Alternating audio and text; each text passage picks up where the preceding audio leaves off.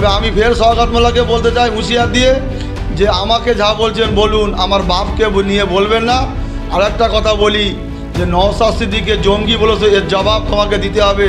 ভাঙড়ের মানুষের জবাব দেওয়ার জন্য প্রস্তুত আছে। সওগাত মোল্লা সাহেব তুমি তৈরি থাকো, এর জবাব তোমার ক্যানিংয়ের মানুষও দেবে, ভাঙড়ের মানুষও দেবে। তুমি যতই লাফালাফি করো, যতই ঘোরাঘুরি করো, তোমাকে কিন্তু ইডি সিবিআইয়ের হাত থেকে তোমাকে কেউ বাঁচাতে পারবে না। বাপের বেটা যদি হও, ভাঙড় থেকে ভাঙড়ের লোক নিয়ে মিটিংটা করিয়ে দেখাও, তারপরে বলবো তুমি বাপের বেটা, তুমি কত বড় বাপের বেটা হয়েছো আমি ওহিদুল ইসলাম দেখে নেবো। তারপরে তোমার সঙ্গে আমার যদি আসে ওই 15 গুণ কেন 20 গুণ লোক দেখিয়ে দেওয়ার মতো ক্ষমতা আমরা রেখে দেই। তবে তুমি যে মিথ্যে প্রতিশ্রুতি দাও, সবসময় বলে যদি আমি 15 গুণ লোক না দেখাতে পারি আমি রাজনীতি ছেড়ে দেবো।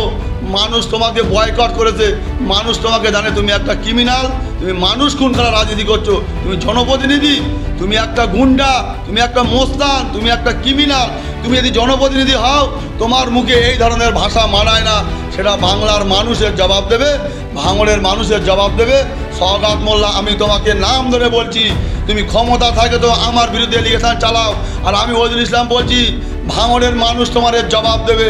এই ওহিদুল ইসলামের পিছনে ওহিদুল ইসলামকে চেনে কি না চেনে সেটা ভাঙড়ের মানুষের জবাব দেবে। তোমাকে তোমার মতো নটোরিয়াস ক্রিমিনাল ওহিদুলের মুখে ওহিদুলের নাম নেবে না।